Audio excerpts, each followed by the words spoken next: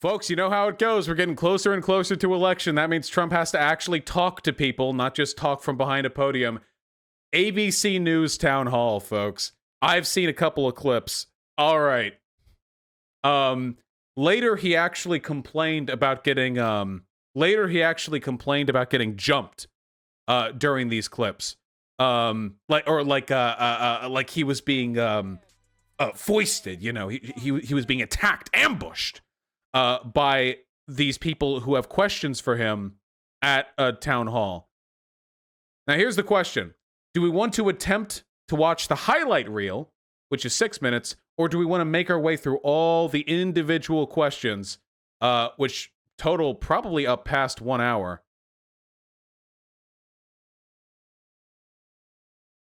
All right. This ends up going long. That's on you. Let's get it started. Paul, take it away. Hi, Paul. Oh, Mr. President, I voted for you in 2016. I'm conservative, pro-life, and diabetic. I've had to dodge people who don't care about social distancing and wearing face masks. I thought you were doing a good job with the pandemic response until about May 1st. Then you took your foot off the gas pedal.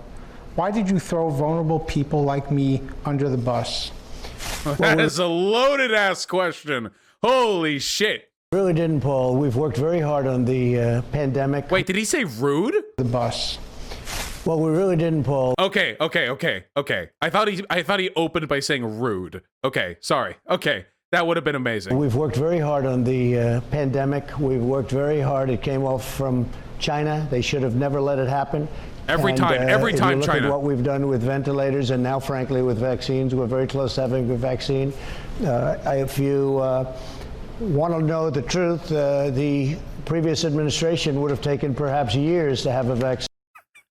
The previous administration had a pandemic response team that you disassembled. Our country was unprecedentedly ready to handle a pandemic at the end of the Obama presidency. You just tore apart the pandemic response team. Because of the FDA and all the approvals. It's so pathetic, dude. Every time, anytime anyone mentions coronavirus, well, it came from China. It wasn't that good. They never should have sent it here. It's bad. They sent it here and that's bad. Also, everyone would have done worse than me. He never actually talks about what he could have done better. He's a fucking child. And we're within weeks of getting it. You know, could be 3 weeks, 4 weeks, but we think we have it. Johnson & Johnson, Pfizer. We have great companies and they're very, very close. It's been it's a terrible thing, but if you look at, as an example, are you from New York? Where are you from? Originally, I'm from New York. I've lived in Bethlehem, Pennsylvania for 18 and a half years. It's the longest place I've ever lived. Well, that's very good. It's a good place. But actually, if you look at what we've done for various things, we built hospitals. New York, we took the convention center, converted it to 2,800 rooms. We brought in the ships. I wish they would have used it because, frankly, they would have saved a lot of people had they used it. But we really are. We're starting to get very good marks. If you look at what we've... Remember when Trump said that actually coronavirus hasn't done that much if you ignore the blue states? You could say the same about 9/11, by the way. Can you imagine if 9/11 had happened and George Bush had said, well, it was in a blue state, building should have dodged, sorry, and just, like, ignored it or something? Actually, that probably would have been better because then we wouldn't have gone into Iraq. So, I don't know. Maybe that's actually the better. We've done compared to other countries with the excess mortality rate. We've done very, very well.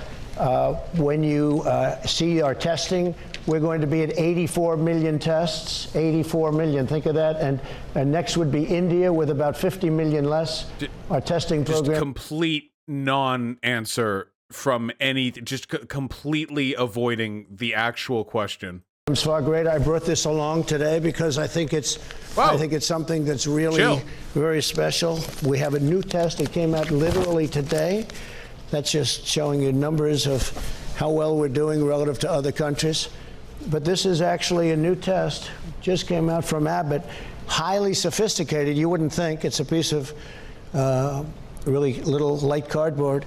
And this came out, and this is a very accurate test, and people will be able to have this, and they'll be able to test or ideally go through a doctor, but it's very simple and very accurate. Okay. And we supplied governors, including this state, with equipment like nobody's ever gotten. We were short on ventilators because the cupboards were bare when we took it over, and we're now making thousands. I can't. It's he actually can't. The guy should have specified. Can you answer my question without mentioning China, the Obama administration, or things that haven't happened yet? And Trump would have just like sputtered and shit himself. Because he is incapable. Thousands of ventilators a month, many thousands, and we're sending them. We don't need them in our country anymore. Not one person that needed a ventilator didn't get a ventilator. Everybody got a ventilator. And they're very, they're very complex. They're very hard to make, but we're making out tens of thousands a month and sending them to other countries who are in dire need of them. So I feel that we've done a tremendous job, actually, and it's something that I don't think it's been recognized like it should. But when you look at our testing, when you look at our swabs, when you look at our ventilators, when you look at what we've done with hospitals, and we've made a lot of governors look very good. And now some are in a shutdown and some aren't. We'd like to see it open up and open up as soon as possible. But we're very proud of the job we've done, and we've saved a lot of lives, a tremendous number of lives. Mr. President, you mentioned a number of things. So let's talk about the mortality first, because you said we're doing better in mortality than other countries. But here's this chart right here. It shows the United States is right here. This is number of deaths per million residents. Here's Western Europe here, Canada, way down there. We're not at the top of the list. The excess mortality rate is among the best in the whole world, George. I mean, I can show you. The chart just showed that it's not. What? He just got pointed to a point on the thing. I don't know what excess mortality means, but he just got pointed, hey, more people are dying here than other places. And he's like, well, actually, no. No. Have you ever thought about it that way? There's a chart that just came out a little while ago. Excess mortality rate is compared to Europe, compared to other places. What is excess mortality? 25% better. In one case, it's over 60% better. And we also have a very big country. You know, we're talking about a lot bigger than most countries. When you look at testing, just as an example, when India does 40 million less tests than us, they have 1.5 billion people. China, you don't get the accurate numbers out of China. We're talking about death rates, not testing rates. You can literally show this guy like a data chart saying most people dead in US. US has most deaths. And he'll like, well, actually, if you look at this chart, China, they lost a lot of people. They just don't say what they lost. We have 4% of the world's population, more than 20% of the cases, more than 20% of the deaths. Well, we have 20% of the cases because of the fact that we do much more testing. If we wouldn't do testing, you wouldn't have... No, he said deaths. 20% of the deaths. It has nothing to do with testing. Everyone who dies gets an autopsy. We know who is... When they die... and they die of COVID, I can't tell if this is just him like knowing he can get away with lying, or if he's legitimately just like subhumanly stupid and he doesn't understand. Neither one of them would surprise me, by the way. Neither one of them would surprise me. It could be both, in fact. Cases, you would have very few cases. As you know, Dr. Fauci says that's not true. These are actual cases. Well, Dr. Fauci said we've done a fantastic job. He just said it yesterday, actually. He said we've done a fantastic job, that we didn't mislead anybody. Now, I'm not going to make people feel like... Very nice. 1 week after we get evidence that he 100% lied about the threat COVID-19 posed, and then he defended it by saying he didn't want people to panic. We don't give an autopsy to everyone who dies. If you die from COVID-19, it is known that you've died from COVID-19. We have sorry, I should be more clear. During a global pandemic, if a person dies from fucking respiratory failure, they are absolutely tested for COVID-19. There aren't like a bunch of people who are dying that doctors are just slapping COVID-19 death labels on when they died in a fucking car accident, okay? It's like a conservative talking point like, oh, the reason why COVID-19 deaths are so high in the US is because all these old people are these people dying of headshot wounds keep getting COVID-19 listed in their death. It's not what I'm talking about. I'm just saying when people die of COVID-19, we generally know when somebody dies of COVID-19. I want to look. We're the leader of a great country. We want to keep it that way. I don't want to scare people. I don't want to make people panic. And you're not going to go out and say, oh, this is death, death, death. You have to run a country. We're in a country. We got hit by something very unfairly. What I noticed was yesterday, Dr. Fauci said that we've done a really good job and we didn't mislead anybody. He came out with that statement, which I appreciate. But whether it's Dr. Fauci or anybody else, a lot of people got it wrong. They talked about don't wear masks, and now they say wear masks. Although some people say don't wear masks. I mean, you have a lot of different What are you saying? ideas. Some people say just leave it the way it is and don't do any shutdowns, and other people say do shutdowns. What are you? And I have my own views on that. You're the president. You say a lot of people got things wrong. I mean, you mentioned China at the top right there. All through January and February. I wish, I know they can't or they don't, but fuck me. I really wish that the people who are interviewing Trump or holding these questions just wouldn't move off the point. Like, no, the U.S. has 20% of the deaths from COVID, despite 4% of the world's population. No, that is bad. That is worse than most other countries. Almost every other country, in fact. That's on us. And then you'll say something, and then you'll go, no, actually, this. And you keep hammering it over and over and over again. Not that it would lead to anything, but... You were downplaying by your own admission the severity of the crisis, that you didn't want to panic people. Not downplaying. But let me just finish the question first. Not downplaying. I don't want to drive our nation into a panic. I'm a cheerleader for this nation. That's downplaying. I'm the one that closed up our country. I closed it up long before any of the experts thought I should, and saved. That is not correct. They wanted you to close Europe before you did. Hundreds of thousands of lives. But when I closed it, I put a ban on our country, and the ban was a very important ban because I wanted to ask China was heavily. I want to ask you about China was heavily infected, and nobody. By the way, I read where other people said do it. No people that I saw said do it, and I know they said security advisors and others. I put a ban on when it wasn't at all popular. Joe Biden said I was xenophobic because I put the. You are xenophobic, and also the ban wasn't enough. You need to put bans on China, Europe, and you need to implement contact tracing along with immediately ordering PPE and ventilators. But you didn't. You delayed on everything there, except for the initial ban on China, because it was politically expedient to immediately make this out to be some sort of Chinese super virus. The ban on, and I thought that was a very unfair, and by the way, he's totally taken that back. But I'm not sure he knows what it means. I want to ask you about China, though, because at that time, you were actually praising President Xi. You were saying he was transparent. You were saying he was strong. You were saying he was doing a good job. Did you get that wrong? Did you misjudge President Xi? I don't think I did. We just finished a trade deal. We just had the largest order of corn in the history of our country last week, the largest order of soybeans, largest order of beef. Soy. Because they know I'm very unhappy. They know but you said he was doing a good job, and now you're blaming China. No, I didn't say one way or the other. I'm not saying one way or the other. At the beginning, before anybody knew what it was, I spoke with President Xi, and he said, we are doing it well. We are having it under control. And I was very open with that. He told me that it was under control, that everything was, and it turned out to be not true because it wasn't under control. It went all over the world. So he just said he wasn't wrong to praise Xi initially, but now he's saying that the claims that Xi made weren't true.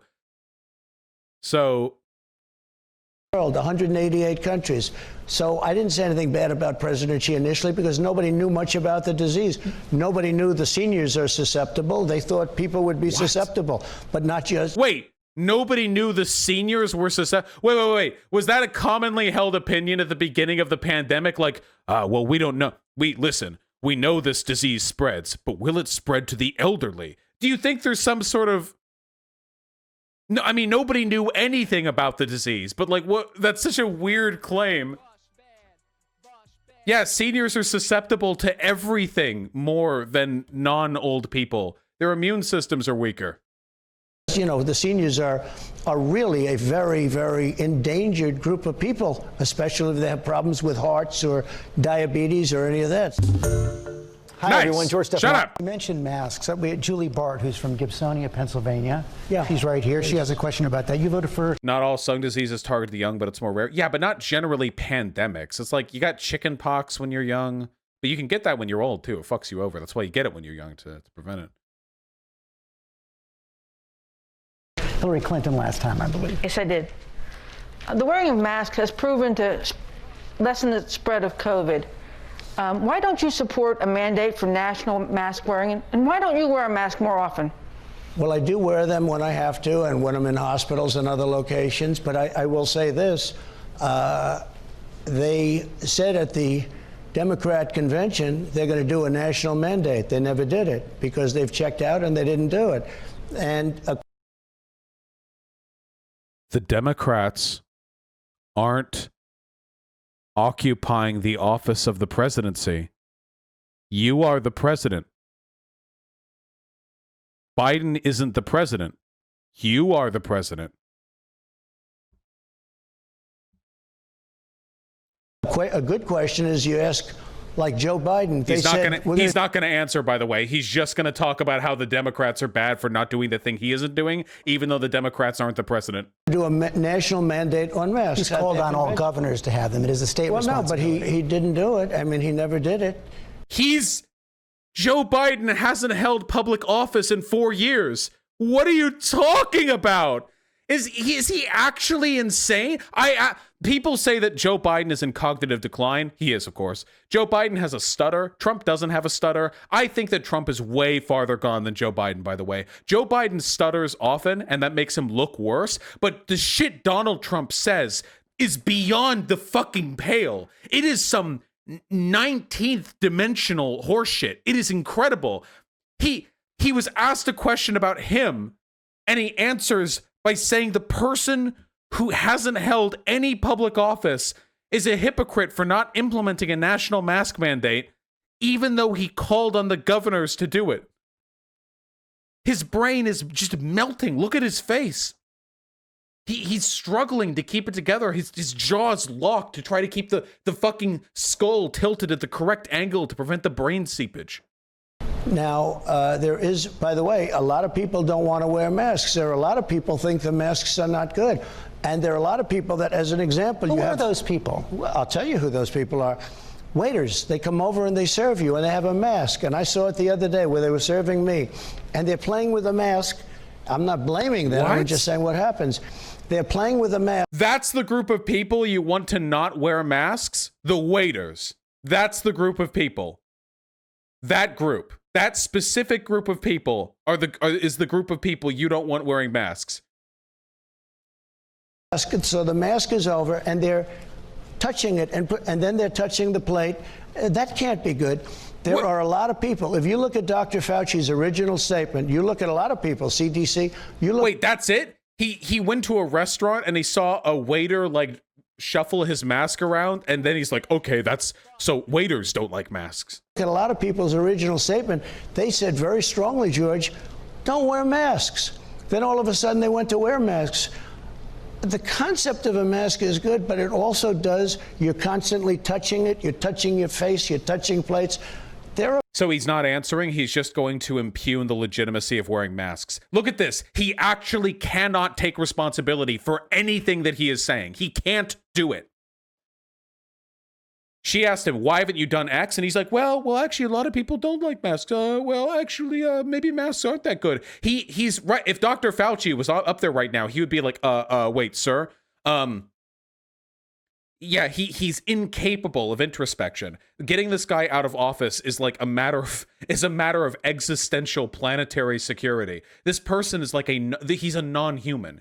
He's a non-agent. Like he doesn't actually engage with reality around him. He's just a convenient, idiotic puppet for people more intelligent than him to push around.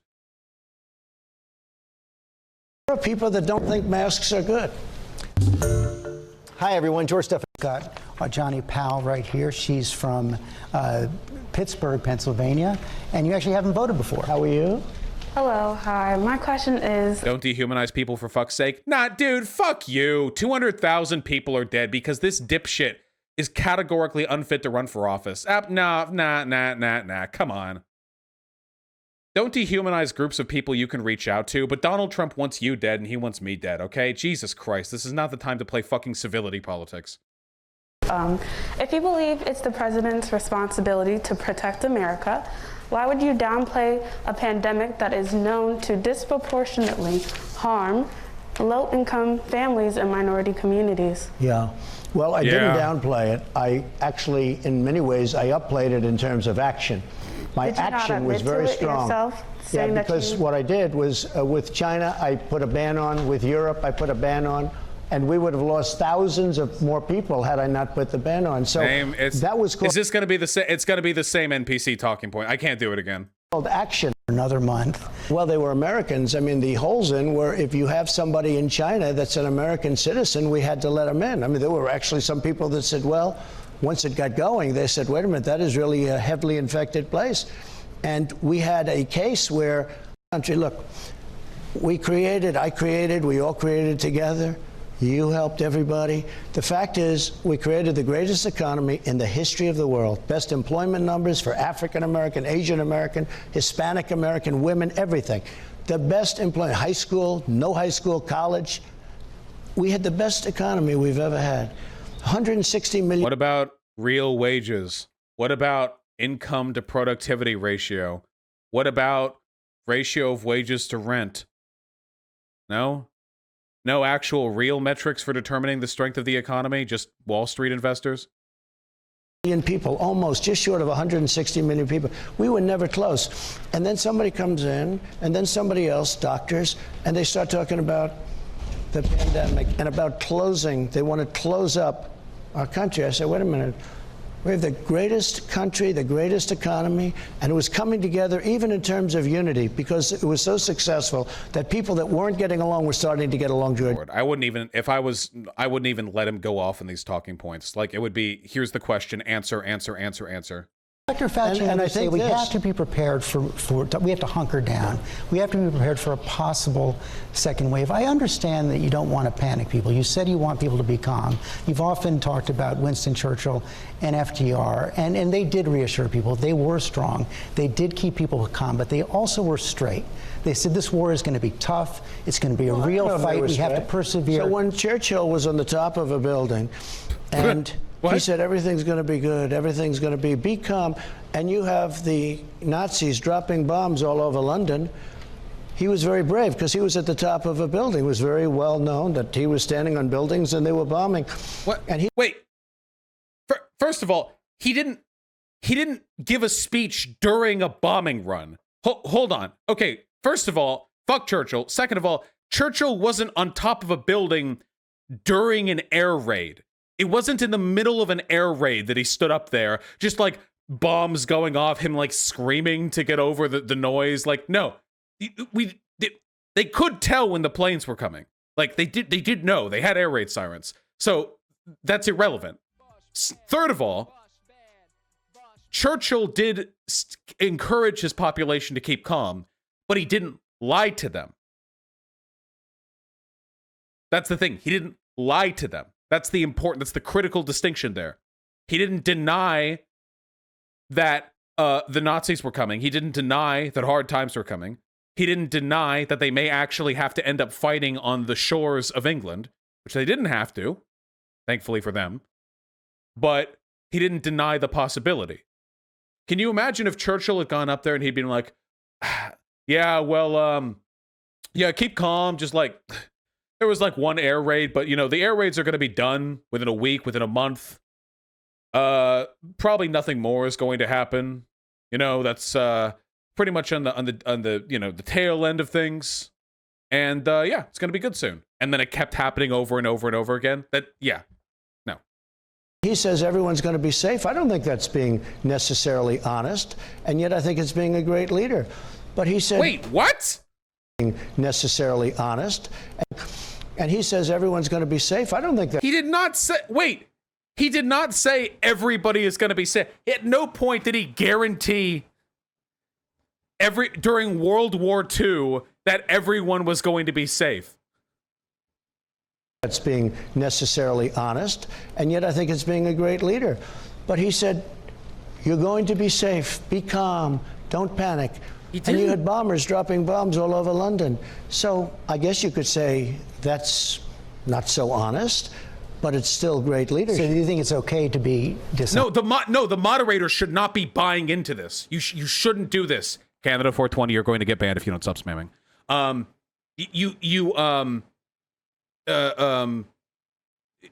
you can't let people get away with that. You can't let them do that. Like, you have to call this out. Honest. I'm not looking to be dishonest. I don't want people to panic, and we are going to be okay. We're going to be okay, and it is going away. And it's probably going to go away dead. now a lot faster because of the vaccine. It would go away without the vaccine, George, but it's going to go away a lot faster with it. Would go away without the vaccine? Sure, over a period of time. Sure, with time it goes and many away. deaths. And you'll develop herd, like a herd mentality. It's going to be herd developed, and that's what? Herd mentality? Wait. What? Did he mean to say herd immunity? The thing that isn't happening? The thing that the UK attempted and is the reason why they also have a disproportionately high rate of deaths? The herd mentality. You know what he means? Stop being pedantic. It's the president of the United States. I don't know what he means. He's an idiot. I don't know. He could very well mean herd mentality. He could very well mean he wants the people of every city across this great nation to lock arms and get together in a gigantic mass of people and migrate out into the country where they will grass graze until the pandemic is over. I don't know what he means. He's fucking crazy. I don't know. I'm working off very limited information. Okay? I don't know. It's going to happen. That will all happen. But with the vaccine, I think it will go away very quickly. Got to take a quick break. But I really believe we're rounding the corner, and I believe that's strong. As you know, Dr. Fauci disagrees with that. Well, I mean, but a lot of people do agree with me. You look at Scott Atlas, you look at some of the other doctors that are highly from Stanford, look at some of the other doctors, they think maybe we could have done that from the beginning. I think we did it exactly right. We closed it up. Now we're opening, and we're opening up to a super V because the numbers are fantastic. Scott Atlas says YouTube censorship of coronavirus information reminiscent of third world countries. So this is the person who Donald Trump is saying is an endorsement of his political position. YouTube censors, it's like a third world country when YouTube censors videos that lie about coronavirus. Probably a QAnon-er. The employment numbers, you look at, we hired 10.4 million. I don't care. Next one. The next question comes from Laura Galva. She's from Glenshaw, Pennsylvania, registered nurse who's always voted Republican for president. Laura, go ahead. Hello, Mr. President. Martin Luther King Jr. once famously wrote, "Injustice anywhere is a threat to justice everywhere." In the light of the ongoing protests surrounding the deaths of George Floyd, Breonna Taylor... Hold on. Stanford doctors called that doctor out as a crank and he threatened to sue. Oh, nice. Threatening to sue. Oh, interesting. So he's critical of YouTube censorship, but he threatens to sue over a critical letter. Interesting. Damn. Wow. Anti-cancel culture once again rearing its head as cancel culture is okay when I do it. What a coincidence. First guy off the top of Trump's mind when he suggested somebody who agrees with his position, by the way. These people are fucking death cultists. Taylor, in the recent shooting of Jacob Blake, do you feel racial injustices are occurring in this nation? And if so, what can be done to address them? Really I can tell this woman's always voted Republican because she is nailing that mask placement right now. Well, I think they were tragic events, and I do feel that we have to also take into consideration that if you look at our police, they do a phenomenal job. You'll have people choke, make mistakes, and they happen. It happens where they have to make a fast decision, and some bad things happen. And you also have bad apples, but you have 99% great people. I know the police forces very well. I think almost every one of them, if you look, I've been endorsed by so many of them. ACAB. And these are great people. And I will say this, if you're going to stop crime, we have to give the respect back to the police that they deserve. They've done. Well, first of all, if your suggestion is that the criminality of a society hinges on the respect people pay to the police, then they aren't public servants. They're a fucking private militia. okay? It is the job of the police to obey the law and to enforce the law. Our opinion on the police should not play into that.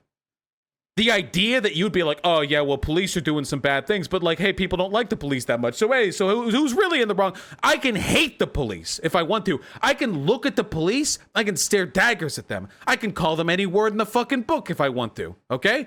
As long as I'm not impeding an investigation or arrest or what have you. And that is my constitutional right. Also, public disorder, disorderly conduct. Well, actually, sometimes you can't say whatever you want to them. But the point is, you can hate the police if you want to. And that does not, under any circumstances, give them an excuse to abrupt their care for you or their enforcement of the law under any circumstances. Done a fantastic job in so many locations. Oh yeah, here we go. These are the cops that demand more respect. Homeland Security to Chipotle in Atlanta. First employee, we can't serve you without a mask. Steak burrito. We can't. Everything but cheese. Sir, we can't serve you without a mask. Ring it up. This is the respect they're demanding, okay?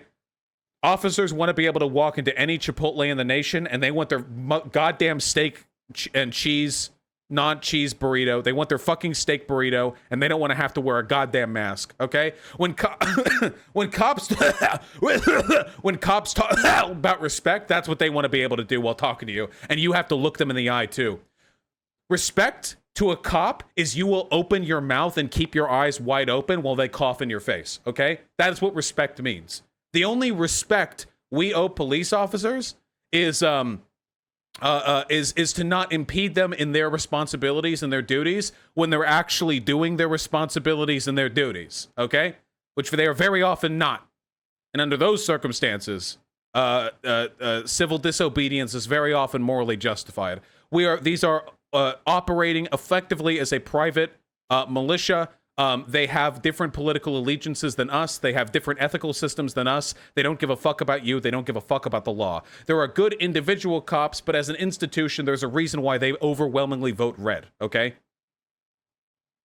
But then bad things happen. Look at New York. New York was a very safe city. Rudy Giuliani did a fantastic job. The city was safe, and then all of a sudden we have a mayor. He starts cutting the police force, and crime is up 100%, 150%. What?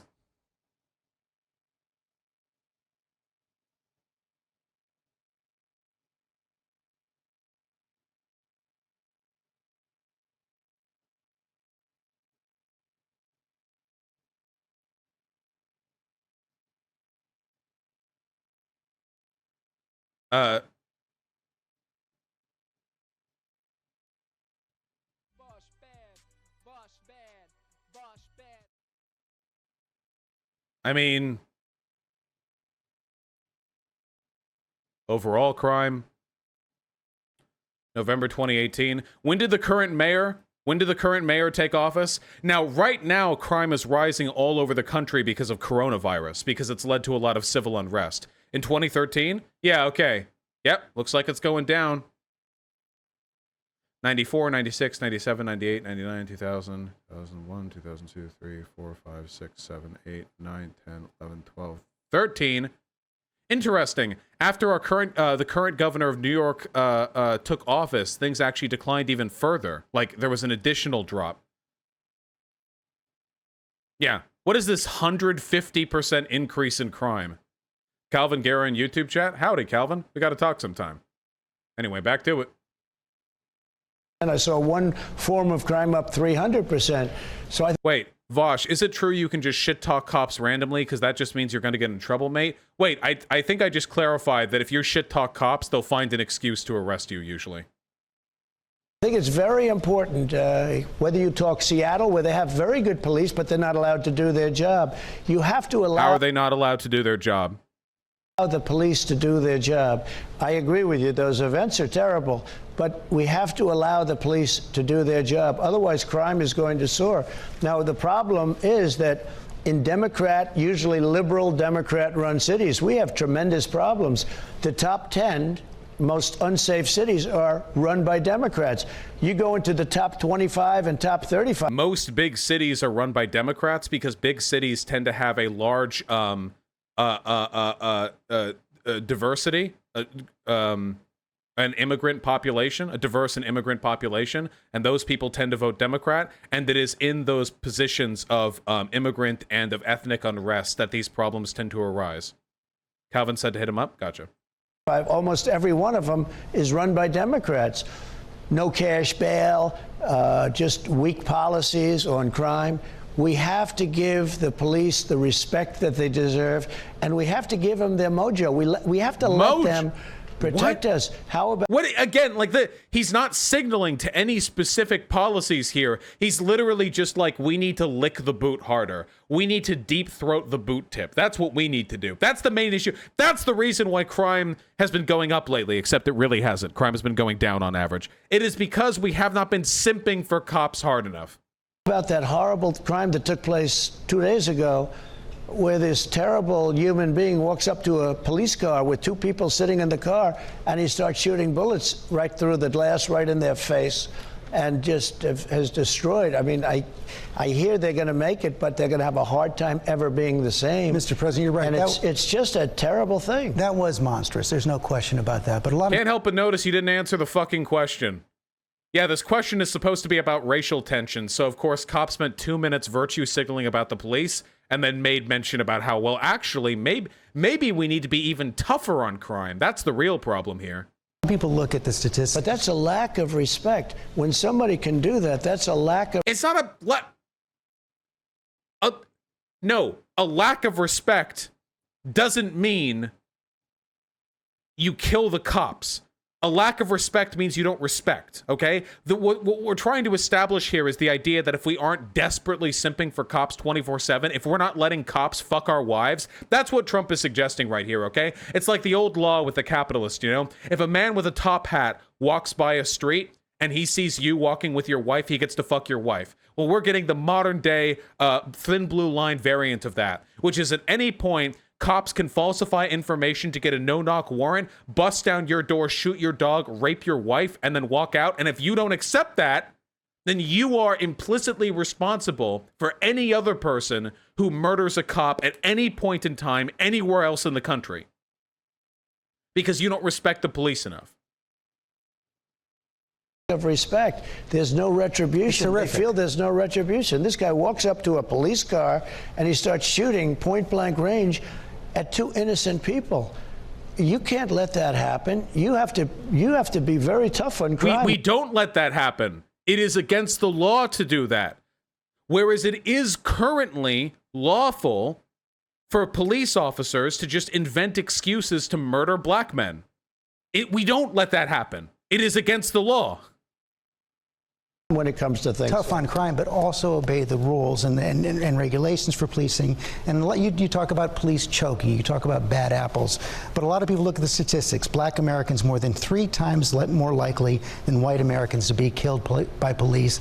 And that do it 1350 me, fucking do it 1350 me, do it Trump, do it 13 by 50 Trump.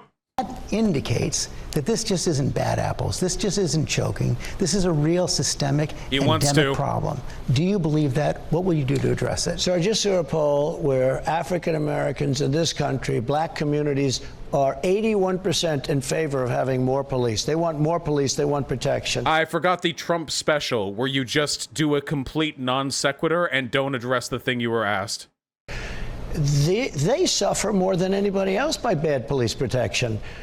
All minorities, whether it's Hispanic or black or Asian, they suffer more than anybody else, George. We have to give the police back the authority to stop crime. When you have something... Where in America do cops not have the authority to stop crime? What does that mean? Where in America is crime happening and cops are like, no, dude, don't do it, dude. We can't do it. This is Biden's America, even though it's 2020 and it's Trump's America. Something like in Portland where it's just night after night. I could stop that with the people we have in a half an hour if they'd let me do that. You tried. You sent federal troops in and it made everything worse. The number of protesters and the amount of violence skyrocketed. You fought with them for weeks before you bitched out and pulled out. You did this. You did the thing you're saying you're not being allowed to do. What'd you do? Bring in the National Guard. We'd bring it in and we would stop that within, well, we did it in Minneapolis. Take a look at Minneapolis. But how do you stop police killing blacks at 3 times the rate of killing whites? Yeah, focus on, I can only say this, that the police in this country have done generally a great job. No, so he can't answer it because he knows he has the 1350 to try and answer it, and he doesn't want to do it. He can't answer it. There are crimes, there are problems, and there are chokers. They choke under pressure. I mean, they have 1/4 of a second to make a decision. And sometimes they make a wrong decision, and that's a terrible thing. The problem is that'll be on the news for 2 weeks or 3 weeks in a row, and the hundreds of thousands and thousands of good acts, you know, nobody talks about it. So you didn't think that's a sign of systemic racism? No, I think there's problems, but I also think there's some very big problems where if you don't give the police back their authority, right now... What authority? What authority? What are we missing? Police are afraid they're going to lose their pension. They're going to lose their job. Oh, yeah, dude. That's something that definitely happens to police in the United States of America. They lose their pension and their job. Oh, yeah, dude. There are a lot of cops those two specific things happen to. It's an epidemic, as a matter of fact, of cops losing their jobs and pensions. What do you have to do to lose your fucking job and pension as a cop in America? You could... I can't even well, I'll know what you have to do. You have to have a bad interaction with some white conservative city council member somewhere out in the suburbs. That's what you have to do. You play it real cool in those situations. You play it real nice with those citizens. But when you're running around in the inner city, you can't do shit. Talk to somebody in the wrong way. When I watch New York, you know, the New York City Police endorse me. Oh, yeah, you have to rat out another cop. Well, wait. Based an epic Trump actually pointing out a real problem. Cops are afraid to lose their jobs and pensions if they snitch on their coworkers. That is true. I love them. They're one group of the New York City Police. But I watched 6 months ago policemen walking down a street and people were dumping water on their head. They had absolutely no fear. There was no retribution. I thought it was a low point. I thought it was a low point for New York City's finest. And where?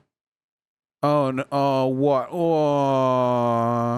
Oh, New York City Police Department, the police department that fucking printed out custom shirts to make fun of the dying words of Eric Garner. The New York City Police Department, who was nonstop signaled that they don't give a fuck about the people of their city, such to the point that they striked because they felt like they weren't being paid respect, because their mayor said, "Hey, maybe we should kill less black people." I'm so sorry. I'm so sorry. Oh, that really pulls at my heartstrings. frankly, those people should have those cops should have turned around and really done something. What, you little fucking bitch ass pussy? What should they have done?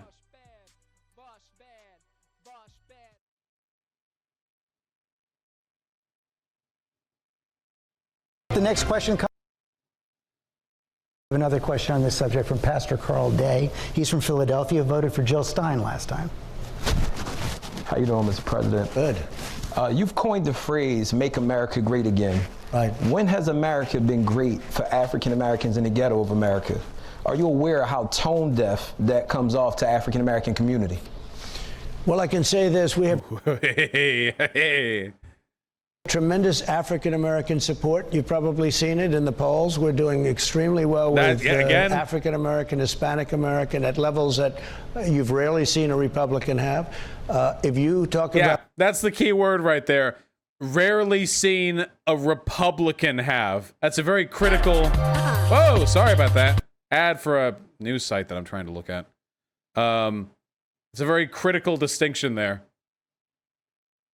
About Make America Great, if you look at just prior to, and I'm talking about for the black community, you look just prior to this horrible situation coming in from China when the virus came in, that was probably the highest point. Home ownership for the black community. Home ownership, lower crime. How do people not get bored about this? At least, like, Bernie Sanders has some strong talking points that he repeated over and over and over again, but at least his talking points were, like, cogent and inspiring. But, like, Donald Trump's talking points are just him whining and redirecting blame every time. That's everything he has to say. That's the only thing he contributes. How do people not get bored watching this? How are there Trump? It is true. Conservatives have the biggest fucking victim complex in the universe. So maybe they identify with this when they see that. Like when Trump is like pathetically trying to like met out excuses, they're like, "Yeah, Trump, you're right. You've never gotten a fair shake in life, man." Even though he's like a billionaire and the president of the United States of America, you know, and they're like trying to sympathize with his. The world's always had it in for you, just like us. But he was born wealthy. You know, I don't know.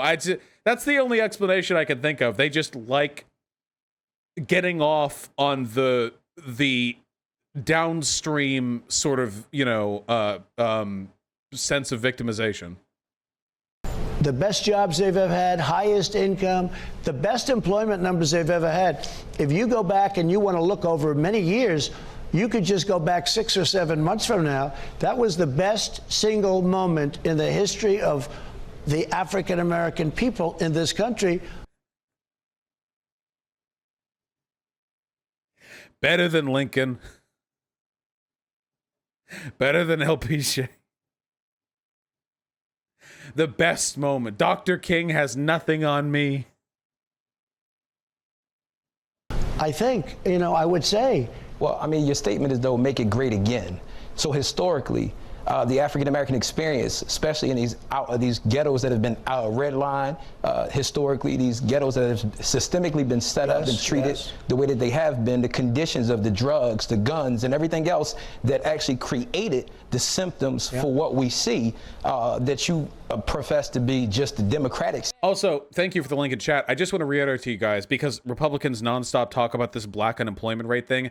First of all, the black unemployment rate, along with the white unemployment rate, had both been plummeting since 2010, when Obama was able to get the economy back under control. And even at the absolute best point it's been, the black unemployment rate was still more than double the white unemployment rate. So Trump was, in the most charitable sense, only able to continue pre-existing Obama-era policies. And I would encourage you all to ask Trump supporters, what policies, what bills did Trump sign to lower black unemployment? They always do this. They give him credit for the economy. You go back to the Obama administration, you can find dozens of bills that related directly to the state of the economy. Trump? What is tax cuts? That's what did it? The president doesn't have like two switches on their white Oval Office desk. Economy good and economy bad. It's a little more than that. Cities than themselves. These things have historically been happening for African Americans in these ghettos, and we have not been seeing a change. Quite frankly, under your administration, under the Obama's administration, under the Bush, under the Clinton, the very same things happen, and the very same systems and cycles continue to ensue. And we need to see, because you say again, we need to see when was that great, because that pushes us back to a time in which we cannot identify with such greatness. And I mean, you've said everything else about choking and everything else, but you have yet to address and acknowledge that there's been a race problem in America. So if you go, well, I hope there's not a race problem. I can tell you there's none with me, because I have great respect for all races, for everybody. This country. That's always a great opening to your response right there. It's a, well, I mean, I'm not, hey, listen, I don't have a race problem, buddy. Listen, I might be the least racist person that's ever been born, actually, if you think about it. Country is great because of it. But when you go back 6 months and you take a look at what was happening, you can't even compare that with past administrations. When you look at income levels and a lot of things, because of the job situation where they had the lowest income, the best unemployment numbers they've ever had. Right back to the earlier talking points, a complete NPC brain. Just a faulty code line, you know? Circles right back to the exact same set of talking points. NPC brain. Black community by far. And that was solving a lot of problems. And you know what else it was? It was bringing people together. I was starting to get, just before this was, you know, we were having a long run of success.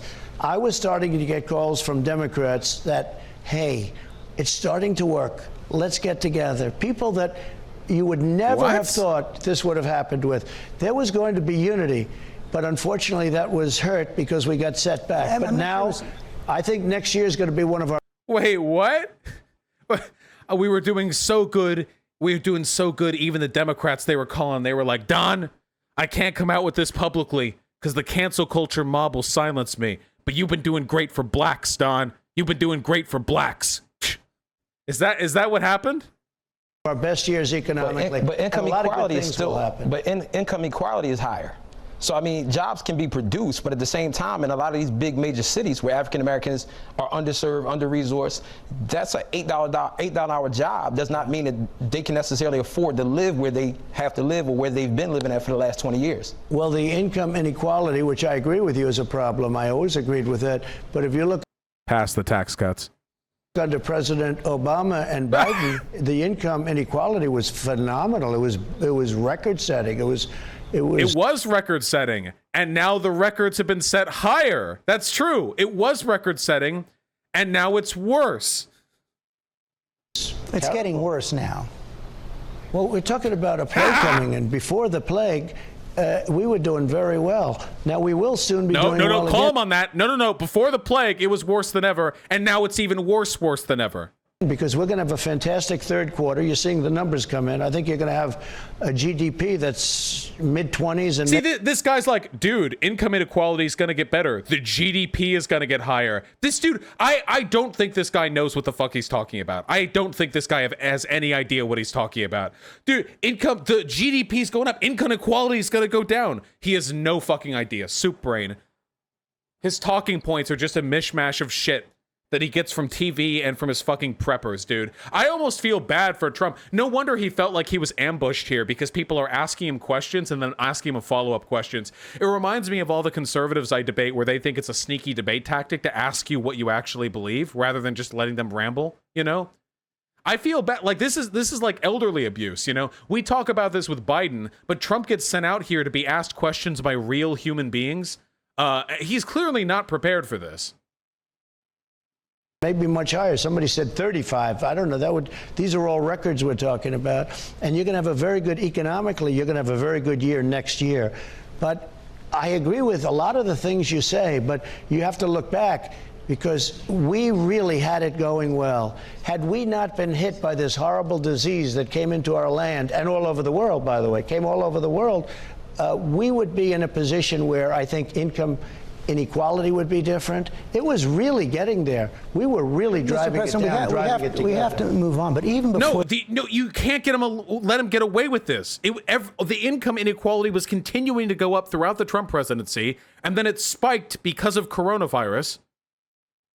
Nice job with the business loans that ended up massively enriching the already wealthy. Yeah. Again, the only reason, holy shit, lock me in a room with Trump for 1 hour. You can put me in handcuffs, it won't matter, okay? Give me a camera. I just want to ask him one question and keep asking it over and over, okay? Just let me keep asking it over and over and over again. And I'll follow up with clarifying questions. I'll have all the graphs printed out. It doesn't even need to be a devastating point. The point is like, you just have to rub his nose in it, you know? You won't get the answer? Good, make fun of him then. You should be able to make fun of him. Stephanopoulos over here, this fucking pussy, should be able to say, you're dodging the question. You've dodged every question you've gone on. If Trump says, oh, well, I'm going to leave. You're treating me terribly. Stephanopoulos says, okay, well, you're kind of like a weakling then. You're weak. You're a child. You can't handle questions. Nobody does this to him. The point, the reason you argue with fascists is to make them look weak. You don't ask them piddling little questions. What, are you afraid he's not going to come onto your show again? We're on the fucking cusp of an election, you fucking weaklings. Throwing them fucking softball questions, not letting them actually follow up on anything asked, not challenging him when he says factually incorrect things. The point is to make him look weak. So make him look weak. Before the pandemic, the average black family was earning half of what the average white family was earning, even if you hold education You're constant. right. I can only compare it to the past. The African American, the black community was doing better than it had ever done by far, both in terms of unemployment, home ownership, so many different. Remember how the question was, when was America great for black people in the past? And now he's saying that we're in the best time we ever have been. The way he's answering, because he's answering a different question, is affirming the criticism levied by the asker. He said, well, it was only worse in the past, and Trump is agreeing with him, but only because we've moved points over. If we switched back to the original question, Trump would instead say, oh, no, well, things could be better in the past, you know, blank, blank. Different statistics, even in terms of But there was still a gap between blacks and whites. I mean, there was a gap, but we were doing a good job. It was getting better. And then it was artificially shut down by this disease that came onto our land. Hi, everyone. George Stephanopoulos here. I don't know how much more I can do of this. Would I have to break this down, make it a two-parter? Oh, God. On healthcare, it comes from Alicia Block. She's from Philadelphia, an assistant professor who voted for Hillary Clinton last time. Oh, yeah, by the way, every time Trump lies publicly and nobody holds him accountable for it, he's fucking you. He's face fucking you. You're letting him face fuck you. He's cucking the world. The greatest exertion of strength a fascist can throw out there is lying brazenly and not getting challenged for it. That is the greatest, more than any invocation of federal troops, more than anything else. When they can just fucking lie to you and get away with it, that is the greatest strength they have. And when we let them get away with it, we are letting them fuck our face. Hi. Mr. President. I was born with a disease called sarcoidosis. And from the day I was born, I was considered uninsurable. That disease started in my skin, moved to my eyes, into my optic nerves, and when I went to graduate school, into my brain. When it hit my brain, I was automatically eligible for disability for the rest of my life. Mm-hmm. I chose instead to get a bachelor's degree, a master's degree, a PhD, and become a professor. Great. It is great, except I still have similar healthcare problems. It costs me, with copays, I'm still paying almost $7,000 a year in addition to the copay, and should pre-existing conditions, which Obamacare brought to fruition, be removed? No. Please stop and let me finish my question, sir. Should that be removed within a 36 to 72 hour period without my medication, I will be dead. And I want to know what it is that you're going to do to assure that people like me who work hard, we do everything we're supposed to do, can stay insured. It's not my fault that I was born with this disease. It's not my fault that I'm a black woman and in the medical community I'm minimized and not taken seriously. I want to know what you are going to do about that. So, first of all, I hope you are taken seriously. I hope you are. And we are not going to hurt anything having to do with pre-existing conditions. We're not going to hurt pre-existing conditions. And in fact, just the opposite. If you look at what they want to do, where they have socialized medicine, they will get rid of pre-existing conditions. What? Wait, how would Medicare for All, which is free at the point of service, not accept people with pre-existing conditions? Again, he's fucking you right now. He can just lie. He can just lie right to you. Do you guys want to have to deal with this for 4 more years?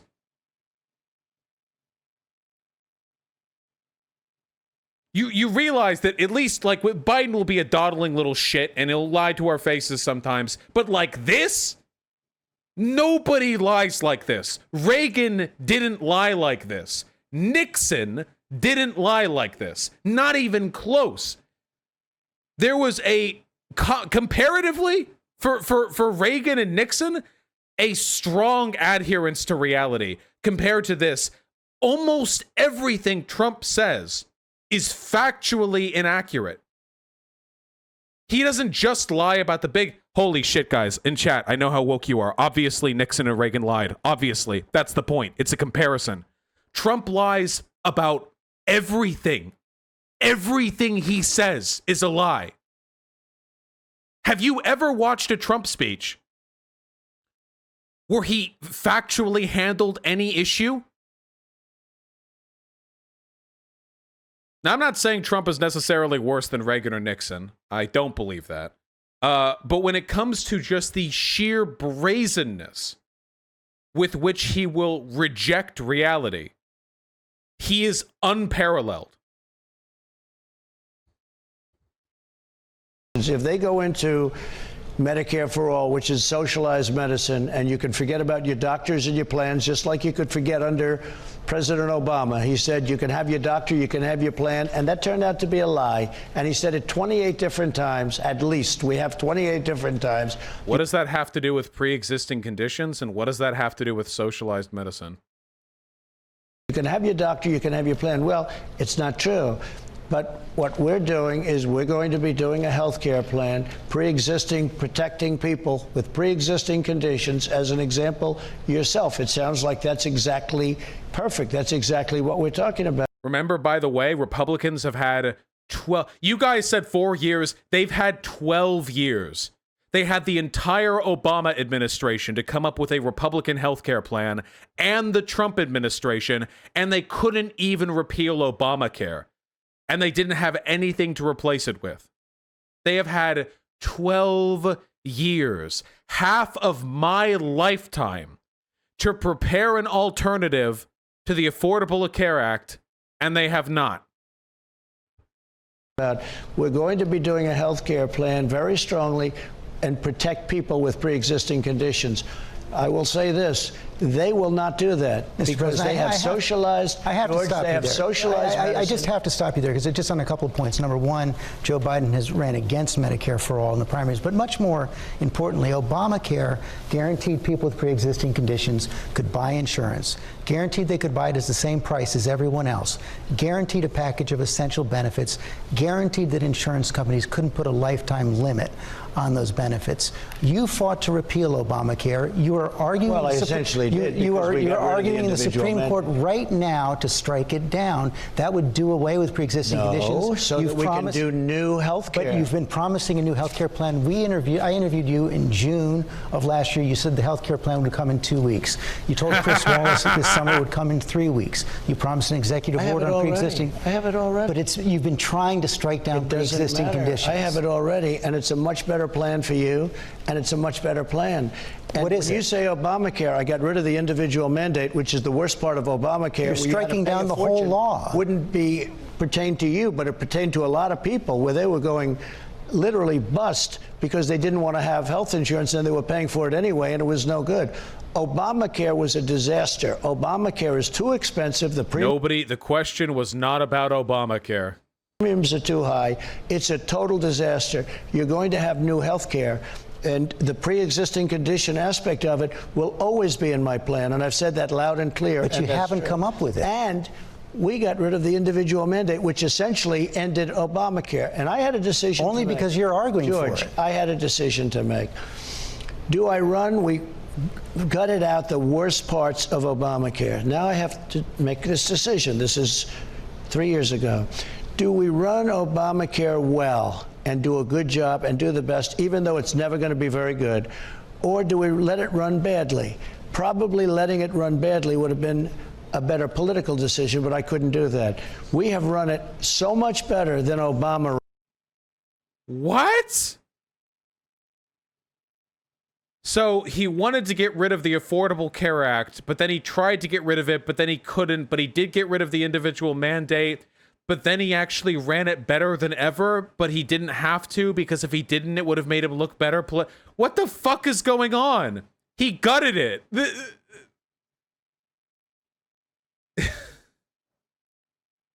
Ran it. Now, it's not the same because I got rid of the most unpopular thing and a very unfair thing, You're which trying is to the individual strike down mandate. the whole No, wall. George, we have run it really well, but we also have now other, if you go Department of Labor, our great secretary, as you know, and you know him well, we have other alternatives to Obamacare that are 50% less expensive and that are actually better. It's been 3.5 years. George, it's been 40 years since you had good health care. You never really had good. Wait, what is that? He's trying to come up with a fucking retort. He's like, George. I thought he was going to insult him. I thought it's going to be like, it's been 10 years since you got laid, George. I thought he was going in that direction. Okay. I mean, it's still a complete non sequitur, but all right. Good health care in this country. This country has never had it. But when you say that Biden doesn't want to do it, everybody else does. Bernie does. He agreed to the manifesto, as I call it. The agreement with Bernie is that you're going to go to socialized medicine. He ran against If you go to Medicare for all. socialized medicine, well, he agreed.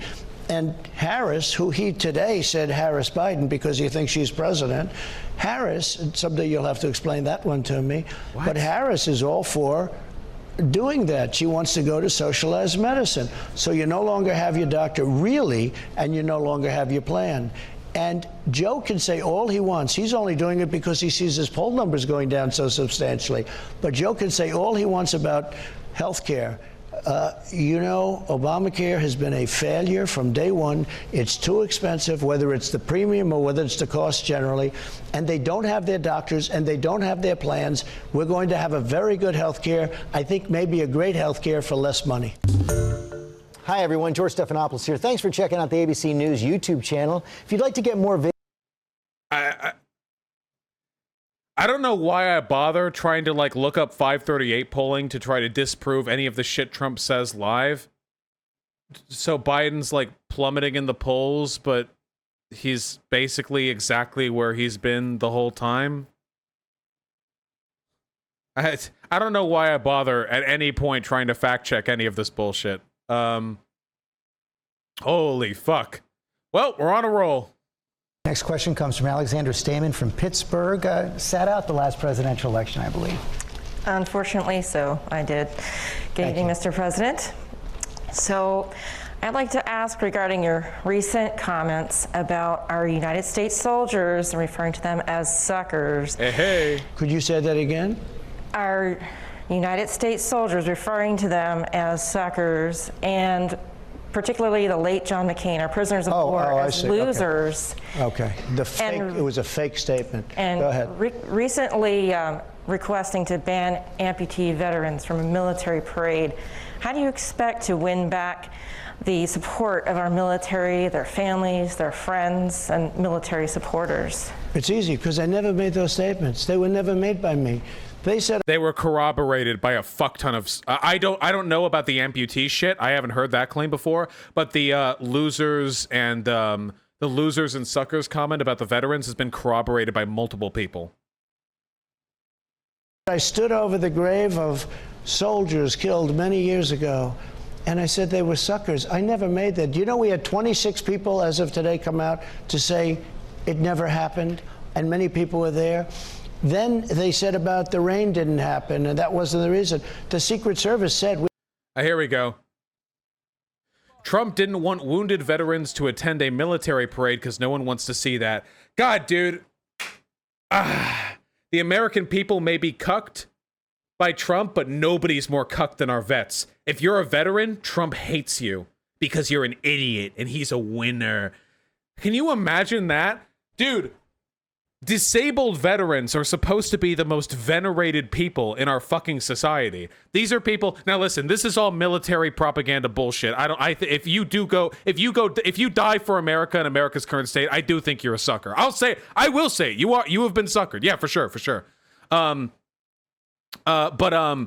If you just adhering to the traditional American line here, if you are a veteran and you're missing your legs, you didn't just serve, you lost a part of your body serving. So for the president to go like, get them out of here. Look at that. They're ugly. Look, they're missing legs. Look at that. They're missing legs. You could go, and it makes sense, by the way. You know what this reminds me of, by the way? This reminds me of Nick Fuentes, who was saying that he would be doing a meetup with other groypers at some con, and he said that if you were fat or ugly to stay away from him. Because the fascists, it has nothing to do with respect for the individual. The people in charge fucking hate your guts. They don't give a shit about you. The only time you're useful, or the only time you're good, is when you're useful to them. It's about propagating an aesthetic. And if you don't adhere to that aesthetic, you are less than human to them. And Trump believes that, unquestionably.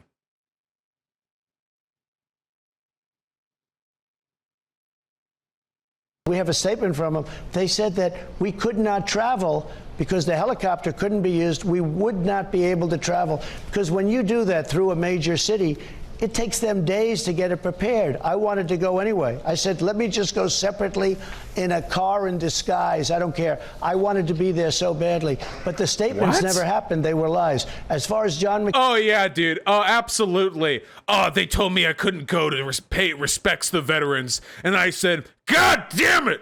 You are not going to keep me from paying respect to our veterans. Give me a disguise. Give me one of those fucking Mission Impossible face masks, okay? Give me a train ticket. I will assume a false identity. All right? Anything to pay respect to our veterans. He oversells everything. McCain, I was never a fan of John McCain. I never thought he treated our vets well. He didn't do the job. I was never a fan of his, and I think that's fine, and everybody knows that, and I said it to his face. I was very much up on that. But as far as not a war hero, I have done so much for our vets and for our military. I rebuilt our military. Our military, when I came into this great office, our military was depleted. It was in the worst shape it was in probably ever. It was depleted. The planes were old and broken. The ships, everything. You see what I've done? I've rebuilt $2.5 trillion. And you think that was easy getting that money from Democrats? Because they don't like the military. No. It is not hard getting military funding from Democrats, okay? Don't give them that. What the fuck did he mean? Like, Trump fixed the planes? What the fuck is he talking about? Also, putting money into the military is not putting money towards veterans. Republicans have gutted the VA. Military. This magazine came up. They made up this quote. It was a made-up quote. And, you know, the gloves are off with Biden, who I've never respected greatly. I've never respected him greatly. But when they took this made-up quote that was now knocked out by over 25 people, and they made an ad at it. That's a lie, by the way. Somebody linked it earlier, and I took a look at it, and it was boring, so I didn't show it. But yeah, the idea that a bunch of people corroborated the opposite story, that he hadn't said that, it's not true. It's fake. Of it, I thought it was a disgrace. Do you know what disinformation is? That's what it was. They made up a phony quote, and then they went with it. It was a phony deal, and the one who started it was a big friend of President Obama and Clinton, and it was a phony deal from not very successful magazine. Mr. President, you have used language like that in the past. You did say that John McCain wasn't a war hero, and notably silent in the wake of this article were General John Kelly, who was your chief of staff at the time. General James Mattis, who served as defense secretary for you, has said you're... They didn't hear me say that. Has said you're... Well, I'm getting to a broader point. Because I never said with the generals. General Mattis said you're a divider, you're not trying to unite the country. General Kelly said he agreed with that. John Bolton, who was your national security advisor, said you're a danger to the country. The people in these top military positions who serve most closely with you have said you're unfit for office. How do you respond to that? These are people that I let go. These are disgruntled former employees, to put it in a nice way. That is not a defense of your position. Yeah, what do you... It's like, dude, all my top military advisors told me that I'm a fucking disgrace, so I fired them. I fired them, you know? I mean, you see it, I fired them. A term people would understand. Yeah, Mattis resigned, by the way. He didn't get fired. Mattis was a highly overrated general, didn't do the job, didn't do good on ISIS. I took over 100% of the ISIS caliphate. I had the people that I wanted in. Mattis was fired, as you know. ISIS has bounced back. Mattis wasn't fired. He quit. And he was not at all doing poorly, I don't think. President Obama, and I fired him also. He says he resigned. He didn't resign. I said, give me a letter. no more. Give me a letter. I was being nice. One of the problems when you're nice, oftentimes it comes back to hit you. I said, Jim, give me a letter. It's time for you to move on. He gave me a letter, but I fired him. That's called I fired him. Now, General Mattis didn't do the. He has to fire. It's the old The Apprentice persona coming back. He can't ever let anybody resign from his administration. It has to be from him. He has to take control over it. Job. I wasn't happy with him. If you look at John Bolton, all he wanted to do is blow people up. He wanted to go to war with everybody. And frankly, I used him very nicely. I bring him into a room in a negotiation. When people saw them, they said, oh, wow, he's going to go to war. I'm bringing our troops back from Afghanistan. I'm bringing our troops back from Iraq. We're almost out of almost every place. You know, everybody said because of my personality, they said he'll be in a war immediately. Look at North Korea, how that's worked out. We haven't, the sanctions are on, everything's the same. We haven't spent anything. We're getting along with them. I get along with Kim Jong-un. That was supposed to be a war. If President Obama were president, if Hillary Clinton never got in, that would be a war. We would have a war, probably a nuclear war with North Korea. In the meantime. What? First of all, once again, anytime he's criticized, he goes, well, the other person would have done worse. First of all, what? Obama was president. Sorry, let me rewatch that segment. I was looking something up. Immediately. Look at North Korea, how that's worked out. We haven't, the sanctions are on, everything's the same. We haven't spent anything. We're getting along with them. I get along with Kim Jong-un. That was supposed to be a war. If President Obama were president, if Hillary Clinton never got in, that would be a war. We would have a war. He was president, though, for 8 years. And he didn't... The sanctions he referred to... War, probably a nuclear war with North Korea. In the meantime, I'm getting calls all the time from friends of mine in South Korea. Thank you. We love you. Thank you. It's really been rather amazing. So instead of wars, everybody said, look at what we had today with the United Arab Emirates and UAE. And just take a look at what happened with Israel today. With that, take a look at what's going on. If that was going to be a problem. We're actually creating peace in the Middle East without blood staining our sand. So but look at what happened with Bahrain. Drone strikes have ramped up massively since the Trump administration began. He's had 4 years and he has not pulled out of Afghanistan. I don't know. Yeah, I don't know what that R-SAN shit is. He did pull out of Syria, which only ended up enabling massive bloodshed. Hey, nice gif. Jim Mattis. George, look at today what happened with Bahrain. Look at what, well, a guy like Jim Mattis would have disagreed with the way I went about it, and I've turned out to be correct. Tom Friedman of the New York Times wrote incredible glowing articles last week about this incredible thing that I've been able to do in the Middle East. A guy like Jim Mattis could have never done it because they were all doing it the old-fashioned way. They were going in the wrong outlets and the wrong doors. And what happened today with UAE and with Bahrain and with Israel, people don't even believe it. And George, as sure as you're sitting there, I have numerous other countries in that region that are going to be signing very soon also. You'll have peace in the Middle East. And this is without war and without losing, and I'm talking about on both sides, but without losing our great young soldiers. He literally postured war with Iran. He ruined our relationship with Iraq because he missile striked an Iraqi airport without giving them a heads up or even asking permission.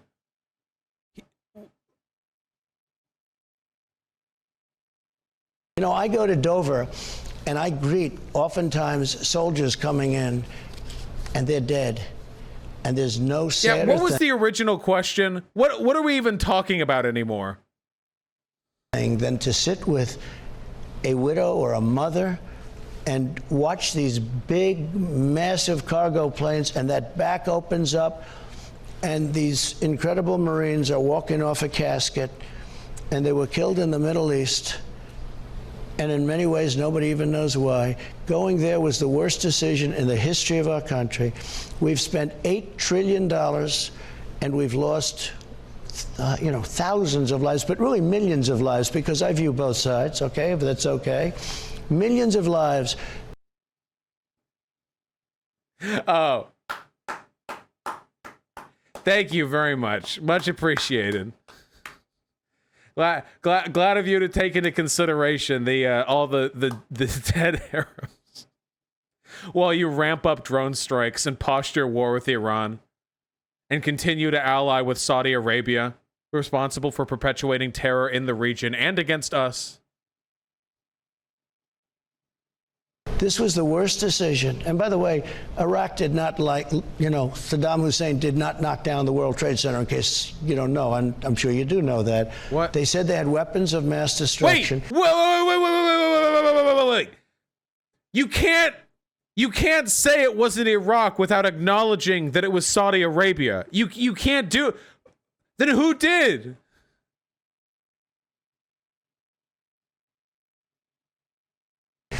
They made a mistake. So we're now $8 trillion. We've been in there for 20 years, almost 20 years. In Afghanistan, I guess it's getting very close to that. It's over 19. And we're bringing our soldiers back home. Nobody expected that from me. And people are so happy about it. And you know who's the happiest of soldiers? I see them all the time. What do you think? Should we be here? No, sir, you shouldn't be here. Why? They don't like us, sir. And I'll tell you what, I've rarely met a soldier that's over there. They're better than anybody because they can tell you better than anybody what's happening. Rarely do I meet a soldier that says we should be there. It was the worst mistake, the most costly mistake in the history of our country going into the Middle East. Hi, everyone. George Stephanopoulos here. Thanks for...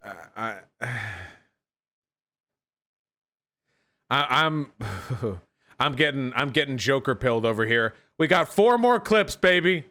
The next question comes from Alexander J. Floyd of Dallas, Pennsylvania. He voted for President Trump last time around. Hello, Mr. Trump. My question is actually about police reform, and how can we balance common sense police reform without sacrificing public safety in a time when, you know, part of the country is calling to defund the police and actively cheering when they're gunned down in the street, and another part is... Okay, hold on. So, mainstream conservative figures will defend black people being gunned down in the street. Chapo Trap House fans will defend cops getting gunned down. Now, I'm not saying there aren't a fair number of Chapo Trap House fans, and I'm not making any moral judgments as to whether or not that's an okay thing for them to believe. But the equivocacy here, the idea that mainstream Democrat figures are championing cops being gunned down, probably not the case. Tired of seeing the lawlessness. So we have a great senator named Tim Scott from South Carolina, and he had a plan that was very much of a compromise plan, but it was a plan that everybody pretty much... By the way, I love when people just say lawlessness. Like, what the fuck does that mean? Yeah, first of all, Biden does want to increase police funding. Second of all, what lawlessness? Do you mean like arson? Do you mean like violence against the police? What are we actually talking about here? Agreed to. A lot of Democrats agreed to it, but they wouldn't vote for it. And it was a compromise of a lot of different factors.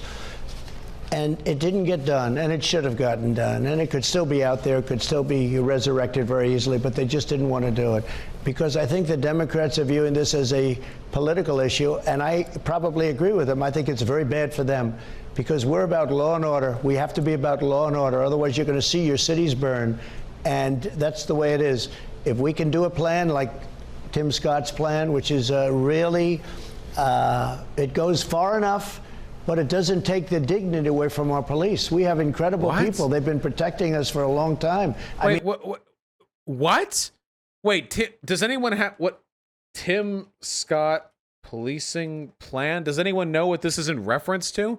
It doesn't go far enough, but it, okay. Tim Scott unveils draft of GOP police reform plan. Hold on.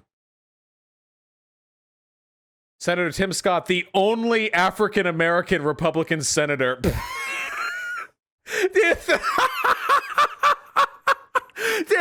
Like, all right, dude, this one's on you. Go for it, brother. You guys hate the police, am I right? Son, go to it. Seriously? I'm sure it was a coincidence. I take back all my tasteless jokes. Okay. Let's take a look. The Justice Act draft. Well, I love justice. That's nice. Made up of 10 sections focus on reporting, accountability, training, and relations. Additionally, there are 3 sections in the discussion development phase. Okay. Section 1, the George Floyd / Walter Scott notification. I'm not going to read the names. Will require, tied to grant eligibility, reporting of uses of force that cause death or a serious injury to an established FBI data collection. Okay, so just reporting use of force. That seems pretty minimal. Requiring states to provide data on use of no-knock search warrants. Oh, okay. Provide data on, not limit or stop. Provide data on. Number 3, expand DOJ cops grants to hire recruiters and enroll law enforcement officer candidates who have racial or ethnic characteristics similar to their community. So hire black people in black areas and brown people in brown areas. I'm pretty sure that A, it'd pull B. I don't think that's gonna do much. I think there's some evidence to suggest that having representative community policing is better, but I think that's more about being from the neighborhood and less being the same skin color. Increase funding, amount to be determined, for body-worn camera partnership program. Law enforcement must wear body cameras during arrests and detentions, must also provide training on use/storing videos. That's interesting. Must wear body cameras during arrests and detentions. The fact that they specify those two kind of suggests that they would be okay with the body cameras not being used otherwise. Number 5, reduce grants for states that fail to enact policies penalizing failure to use issued body-worn cameras, i.e. turning off camera or mysterious malfunctions. This I agree with. Reduce or eliminate grants for states that don't enforce policies that punish cops for doing that. That's a good one right there. Yeah. There has to be a punishment. If you're a cop and your fucking your shit breaks, your body cam, that's on you, motherfucker. That's your equipment. It breaks, sorry, you're in trouble, buddy. It breaks during an arrest, you're very in trouble. Ooh, you're in big trouble. Number 6, require states to maintain a system for sharing records of LEO. When making a hiring decision, law enforcement agencies must search the system and obtain records of applicant, records to include the good and the bad. Okay, so I guess this is just saying that you should no longer be able to wipe clean a person's record. I mean, that's good. It's good, yeah. It's like a bare necessity kind of thing. Number 7, new crime of conspiracy to commit a hate crime is added to the criminal code. I think that's okay. Conspiracy to commit a hate crime added to the criminal code? Yeah. I'm not a lawyer. I would need to look into that to see how valid or worthwhile that is. But I think that could be good. Yeah. So, like, even if you didn't do the lynching, if you're, like, all kind of part of the group that was like, hey, man, we should get together and teach them a lesson sometime. Yeah, it's probably fine. Yeah. Number 8, establish within the U.S. Commission on Civil Rights to conduct a systemic study on the conditions affecting black men and boys, including homicide rates, arrest and incarceration rates, poverty, violence, fatherhood, mentorship, drug abuse, death rates, disparate income and wealth levels, school performance in all grade levels, including post-secondary education and college, and health issues. So this is, this is another one of those provide data, do studies kind of thing. I'm pretty sure these studies already exist. I'm pretty sure I've seen systemic studies on the conditions affecting black men and boys, including homicide rates, arrest and incarceration rates, poverty, so on and so on. I'm pretty sure I have some of those in my fucking research document. So this just feels like do another study. Number 9 is new independent commission established to conduct a comprehensive review of the criminal justice system and make recommendations for criminal justice reform. Commission must disseminate findings and guidance. This is a nothing statement. This is, we should create a commission to tell us what to do for police reform. Well, okay, this is the police reform bill. So, yeah. Number 10 is grant funding tied to required training on alternatives to use of force and de-escalation tactics. That's a good thing. Can't argue with that. And then we have discussion/development phase, which is establishment of national group to develop suggested best practice guidelines for policing tactic. That's pretty meaningless. Establish use of force review boards wherein citizens assist police departments in reviewing use of force incidents. That could actually be interesting, where you have like citizen councils that are assembled to review and assess the legitimacy of police use of force. There are ways that could go well and ways that could go poorly. And then finally, grant funding requiring training on policies that impose a duty on officers to intervene when they observe a fellow officer using excessive force. That's a good one. Yeah, obviously, officers should be empowered to stop other officers who are implementing excessive force. There are some things here that are good, and that's good. But this is pretty milquetoast compared to what we could do.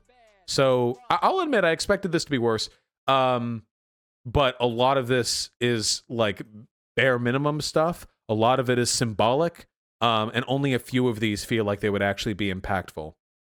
Yeah, Dems talk about getting rid of qualified immunity. Yeah, the Dems rejected it because it didn't go far enough, and I'm inclined to agree with the Dems on that one. Far be it for me to be too conservative even for the American Democratic Party.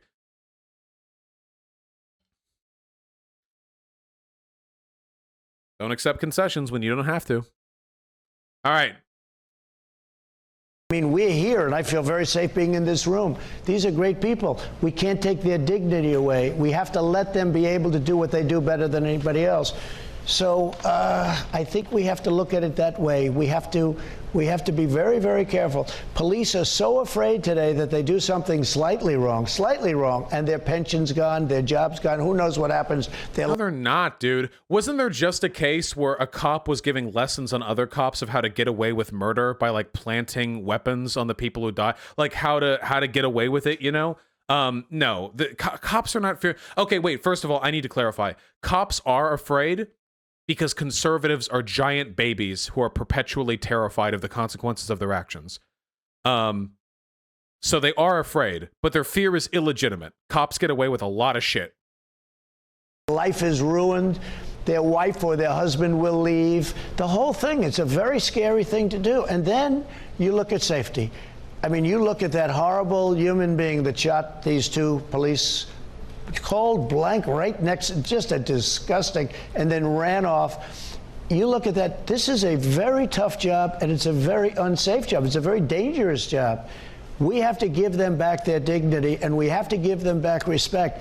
These are great. I can't fathom being asked a question about police reform and saying that the problem with police in America is that they don't have enough dignity. Dude, people will drop to their knees to suck cop cock on the fucking sidewalk, okay? People will do. Police are one of the most over-respected groups of people in this fucking country, okay? Up there with like Elon Musk. People, for the most part, there's always going to be a bad apple in your business, in my business, no matter what. I mean, there's going to be bad apples, so we have to weed out the bad apples. But we have to give the police back that strength that they had a short while ago, and that they have in Republican strength? What? Cities, frankly. Wait. Oh my God, there are so many things going wrong here. What strength they had just a little while ago? What changes have been made to reduce their ability to enforce the law? Second of all, what do you mean in Republican cities? Are you suggesting that the changes in policing are being adapted to individual police departments? If that's the case, are you really going to try to strong arm more progressive cities into changing their local policing to appeal to a base of people that aren't even in that city? That's rhetorical. I know the answer is yes, because he's already trying to do it. A short while ago, and that they have in Republican cities, frankly, and states. But you take a look. This is a Democrat problem, George. I know you're a Democrat, but this is largely a Democrat problem. If you just take a look at the list, every Democrat city, almost, not all, but a lot of them, certainly. Every, but not all of them. In the top 25, even if you go to the top 50, almost every city is run by the Democrats. Because cities tend to have large populations of minorities and immigrants who tend to vote Democrat, and it is amongst those demographics that police tend to behave the most egregiously. So yes, problems with the police will tend to happen in Democrat cities. I notice Republicans bring this up very often, but they never talk about what they would do to make it better. Or actually, when Republicans talk about what they would do to improve cities like Chicago or whatever, you know what they say? Get rid of welfare, have more police. Oh yeah, dude. That'll fix Chicago's problems right there. Oh yeah. People in one city even wanted police to accept sexual gratuities. There we go, folks. This is the future of America right here. Several town of Towanda residents are pushing the town board to change its policies to allow officers to receive sexual gratuities while on duty. When I think about the problem in America right now, when I think about like the issues in America, the first thing I jump to is it is fucking gay that cops can't get dome while they are driving around in their cruiser, or that they can't fuck you during a traffic stop. You know, that's what I'm thinking of. You know, that's top of the list right there. It's gay. It's dumb. People don't respect our Mr. police, President, and they have to respect You them. promised 4 years ago at the Republican convention, I'm going to restore law and order. And in I this have, country. except in Democrat-run cities. Look, we have laws. We have to go by the laws.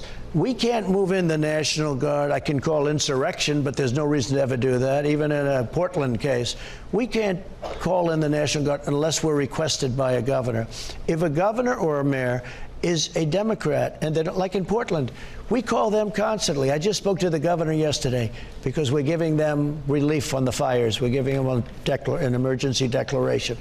I said, Governor, let us go in and we'll clean up Portland so fast. In a half an hour, it'll be all right. And she's just torn by it. I don't understand the thinking, but they're torn by it. I have a lot of respect for the governor. Frankly, in what happened in Minneapolis was pretty amazing. Unfortunately, this went on for a week or a week and a half before he allowed us to bring in the National Guard. When we brought in the National Guard, everything stopped. The crime was gone, meaning the whole thing. But by that time, a big portion of the city was burned down. We're talking about Minneapolis. What are we a big portion of the city? What the fuck are we talking about? Big portion of the city. I've said this before on Twitter. I really genuinely do think conservatives think that that like Portland is literally on fire. Like Portland is actually on fire. You know?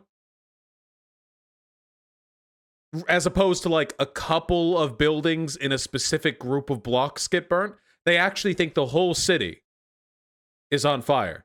Oh, by the way, thanks for the link. Yeah, this whole, like, the crime is in Democrat cities thing is provably not the case. Cities tend to have higher rates of crimes because cities are where people are packed into, but most violent states, Alaska, New Mexico, Tennessee, Arkansas, Nevada, Louisiana, Alabama, Missouri, South Carolina, Arizona.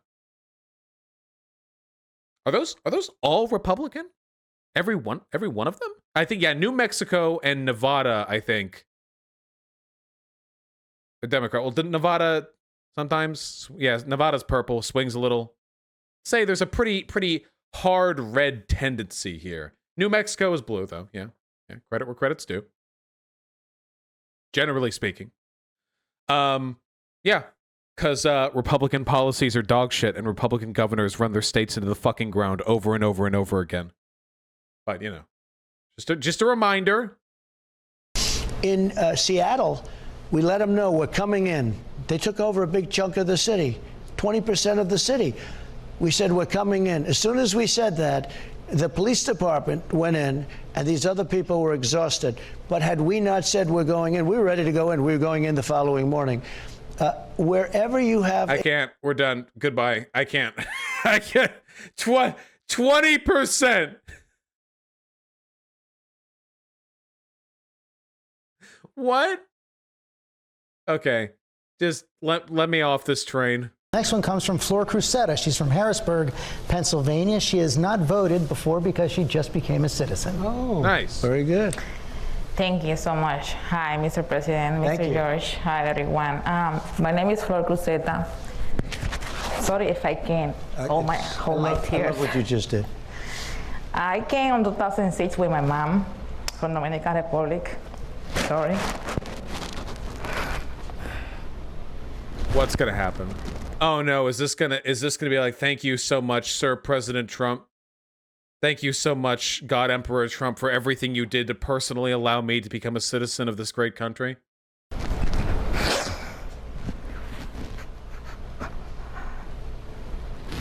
That's all right, and just take your time. That's fine. George has plenty of time, I hope, right? Absolutely. Thank you. Did you say your mom got COVID? We came from Dominican Republic in 2006 to live. Wait, did he mishear her? Hold on, let's just...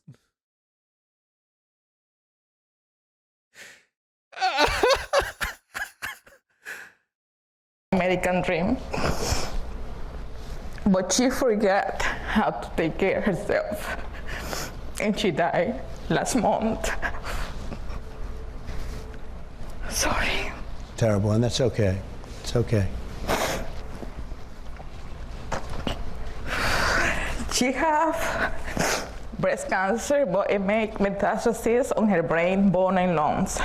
And she passed on the 19th. One of her biggest dreams was to become a citizen to vote, and she did.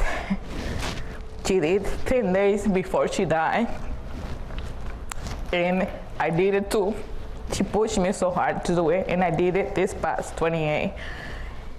I'm here because of her. She was supposed to be here and ask you and thank you for the stage you take during this epidemic. You made people closer.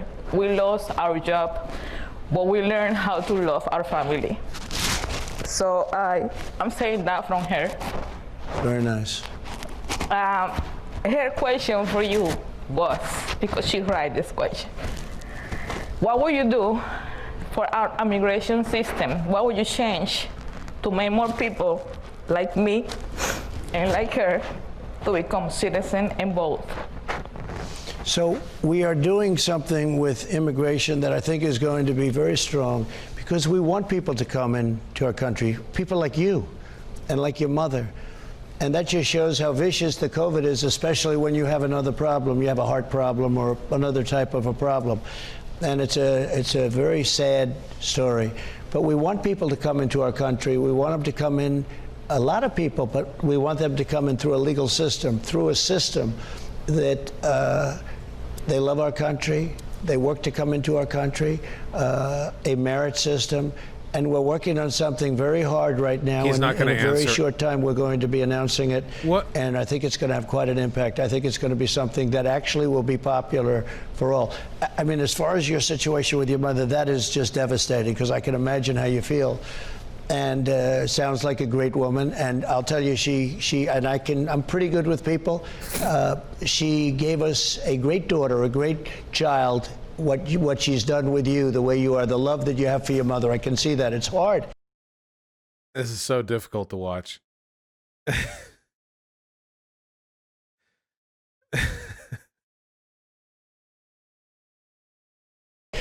And so many people, and they die alone. They die alone because this is such a vicious thing. You can't go there and hold their hand. You can't give them a kiss goodnight.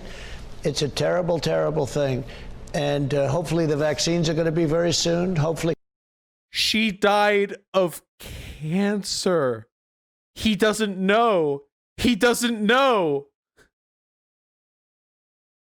Did you have COVID? You didn't have it, right? You didn't have it, your mother. You're kidding me. He got... She said cancer twice.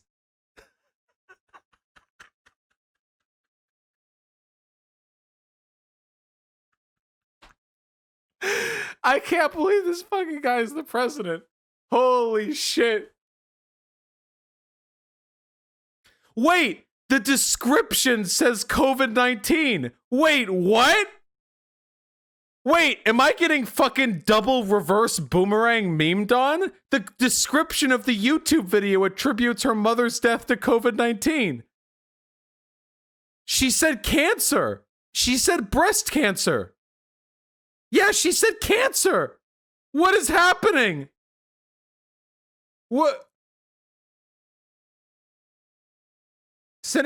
Is anyone commenting on this?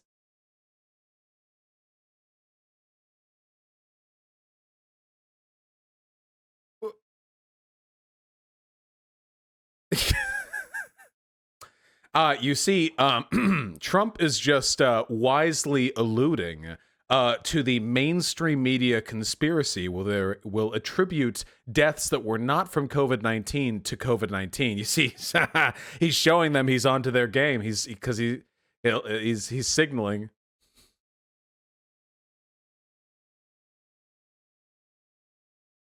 We'll have it taken care of. It's going to get taken care of. The vaccines are going to make a big difference. What has made a big difference is remdesivir. We have many things now, and things are going to be announced, which frankly, if you take a look at some of the things we're doing in terms of, the word wouldn't be cure, but the word would be therapeutically or therapeutics. We have some incredible things happening, which is so important.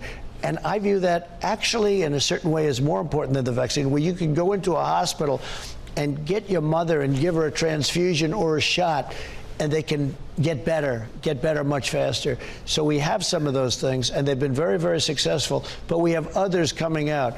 And in order to get them, we had to get the FDA to approve this product, these, very sophisticated medicines, and I guess you could call them a medicine, but we had to get them approved very quickly, and they did it. Dr. Hahn, the head of the FDA, Alex Azar, they've really done a fantastic job. I believe, George, that none of this would have happened in another administration. And I think you know that. The FDA is approving things at a level that they've never done, and at speed with which they've never acted before. Hi, everyone. I can't believe George didn't call that out. Did he also not hear her?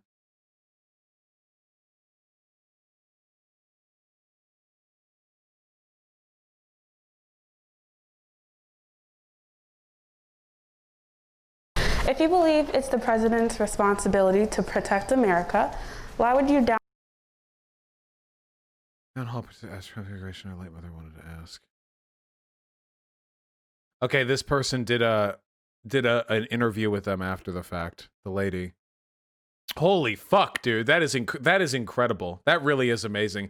Can you imagine becoming a citizen and your mother dying, and you go on national television to talk to the president about it, and the president doesn't hear you and just starts talking about the success of administration and talks about your mom dying alone because he's claiming that she died of a disease she didn't die from?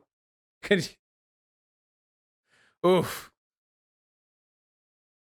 Yeah, and the question, by the way, was about what he would do for immigration, not what he would do for COVID-19, because he knows he's not doing anything for immigrants, so he pivots to the next.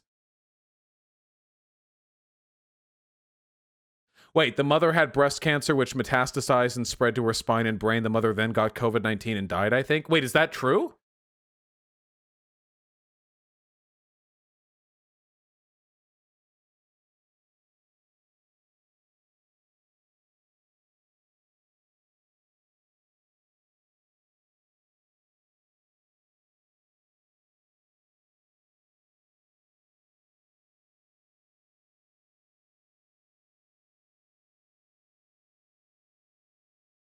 Read the article.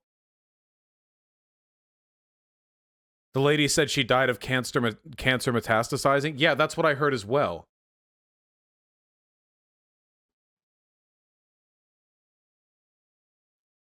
She had breast cancer, but it made a metastasis on her brain, bone, and lungs. She passed on the 19th. One of her biggest dreams was become a citizen to vote, and she did 10 days before I died. I did too. She pushed me so hard to do it, and I did it this past 28th. I'm here because of her, Crusetta said. She was supposed to be here and ask you to thank you for this, if they should take during this pandemic. You made people feel closer. We lost our jobs, but we learned how to love our family, so I'm saying that from her. Yeah, I don't think she mentioned... Yeah, I don't think she, yeah, I think she said the 19th and he heard COVID-19. I don't think she brought up COVID at all, apart from acknowledging the pandemic and how it drives people apart. Yeah, no, I don't think she had COVID. I think she died of cancer. She passed on the 19th and Trump's fucking lizard brain took that and ran with it. Yeah. Holy shit, dude.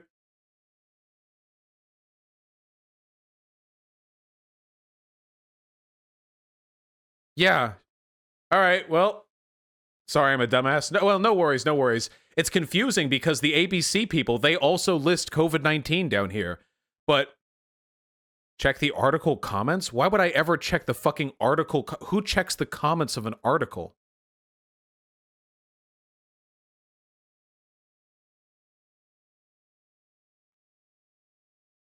Yeah, there we go. The president also told his administration taking care of the coronavirus pandemic, apparently misunderstanding the cause of Cruzeta's mother's death. All right. Why am I looking at this?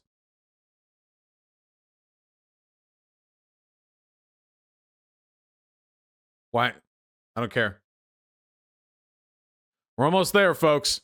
And for one final question, it comes from Ashley West of Bethel Park, Pennsylvania. Hi, Mr. Trump. Hi, Ashley. Sorry.